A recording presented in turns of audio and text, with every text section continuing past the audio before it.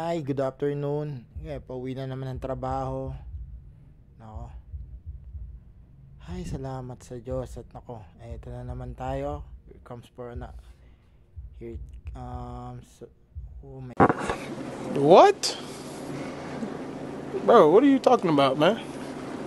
God. Nako, napakahirap naman ito.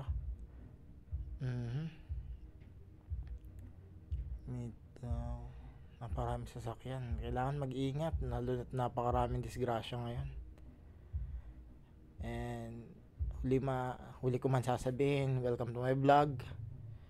Nako, ang hirap pala maging vlogger, lalo pag hindi ka sanay kung anong sasabihin mo. Stop it. Get some help. What the fuck? Marami din pagkakamali, pero hindi ko na rin ine-edit dahil alam ko naman na bago lang din naman ako. Error and trial pa rin talaga. So ngayon guys, ano kaya maganda pag-usapan natin habang umuwi? So kumusta naman sa inyo guys? As a Bergman user,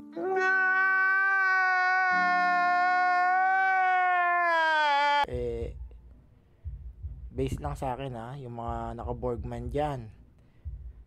Shoutout po sa inyo, lalo na kay sa aking iniidolo na si Sir JB Saavedra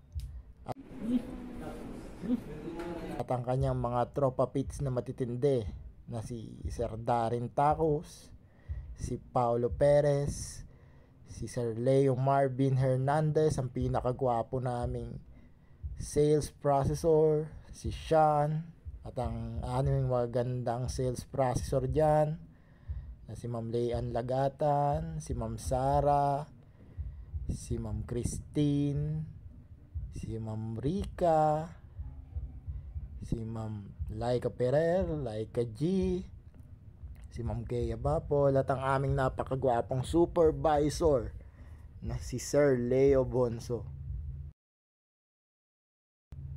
Sino pa? May hindi ba ako nabanggit? Ang aming team leader naman si Ma'am Erica, ang aming prinsesa na si Princess Lara. Nako, napakarami naman ninyo. At ang aming IC na si Sir Bob. Ginawa ko na, ang dami ko na palang binate. Pero sa totoo lang isa sila sa mga dahilan kung bakit ako ngayon nandito sa Cavite. Kasi kung wala naman sila wala naman siguro akong kakilala. Bali sila yung mga katrabaho ko na ubod ng kukulit na walang ginawa kundi i-bully ako at gawin akong katatawanan sa opisina. Pero sa bagay, okay lang, masaya naman sila Kaya minsan sinasakyan ko na lang din. Damn! Ay, nako. Kamusta naman kaya kayo dyan? Kamusta naman kaya ang inyong pag-uwi? Sana safe pa kayong makauwi. Ay, No, God! No, God, please, no! No! No! No! joke lang. Safe kayong makakauwi. Bukod sa mga taga Cavite naman yung mga yan. Ako dayo lang. So, alam na. Kapag dayo, dapat behave. So, nagsimula na dito naman yung traffic. Bali kasi sa ganitong oras, talaga nagta-traffic dito. Papunta kasi ito ng Manila. So, siguro kung babiyahe kasi kayo nakamotor papunta ng Manila, abutin kayo ng 1 oras. Gawa ng sobrang traffic talaga. Okay. And then, uso din kasi ang disgrasya ngayon. Gawa ng sisikan talaga din. Unang-una naman ang nangyayari kasi alam mo na, ang ating mga pambansang kamote rider, lalo na dito sa Pilipinas, biglang lumuganda na. So, eto na si Kuya. Ano ko, e-bike? Motor. Ala ko e-bike. Naku, mahirap parang labo na yata ng paningin ko. So, hindi naman ako masyado nagpapatakbo. 45 to 50 lang talaga ang speed limit ko pagdating sa pagmumotor.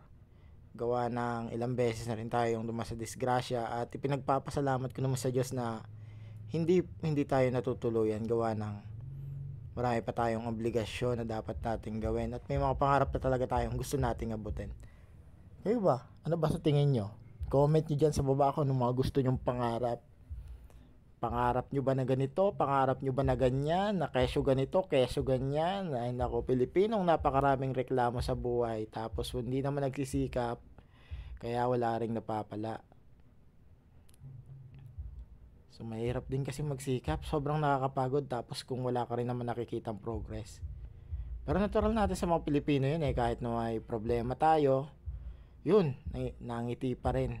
Kahit na sobrang lugmok na tayo sa buhay, nangiti pa rin. Yun yung natural sa ating mga Pilipino eh. Pero sa tingin ko naman eh, kahit naman minsan nagbi-breakdown din tayo, nabu-burn out. Minsan gusto na lang nating lumubog o tumagos sa pader. Pero hindi natin magagawa yun eh. Kasi gawa ng sa dami ba namin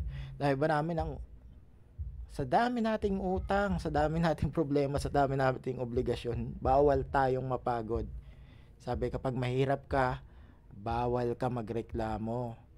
Kapag marami kang binabayaran, bawal kang mapagod. Kaya isipin nyo na lang, sino bang mayamang tao ang hindi sila lang naman kasi ang yumayaman. Sabi nga dito sa Pilipinas, ang mayaman ang mas lalo pang yumayaman. Samantalang yung mahirap, kahit kalabaw na, nababaon pa rin sa utang. Napakahirap isipin na ganun palagi ang sistema dito sa Pilipinas. Pero ano magagawa natin? Ganyan ang plataforma dito sa Pilipinas. Kurakot dito, kurakot doon. Nako, napunta na tayo sa politika. Ako, ito mga baby bus na to, ito nagkukos ng disgrasya, bigla na lang natabi. So walang signal light, basta na lang tumabi. Yan.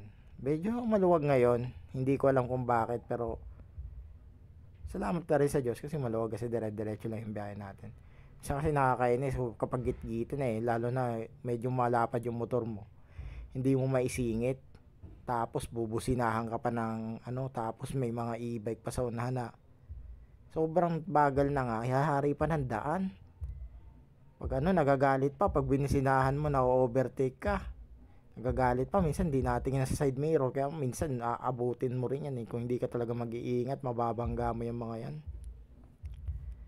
Ito naman si kuya kaya yun, nakakita na may paparating, tatawid, talagang Pilipino. So ito na nga mga peps, malapit na tayo sa destinasyon. Pero ang problema nakalimutan ako. Kailangan ko pala bumili ng makakain para ngayong gabi. So pupunta muna ako ng grocery, and kita-kits na lang tayo sa next vlog ko. Kasi nga unang-una, sabi nga, kung hilang magsisikap, walang didiskarte, syempre wala ka rin mawapala sa buhay kung tutunga ka lang. Kasabihan galing sa iyong tatawat saan ba tayo dito na okay, sa inyong tatalino dito na lang po tayo. Ciao, bye.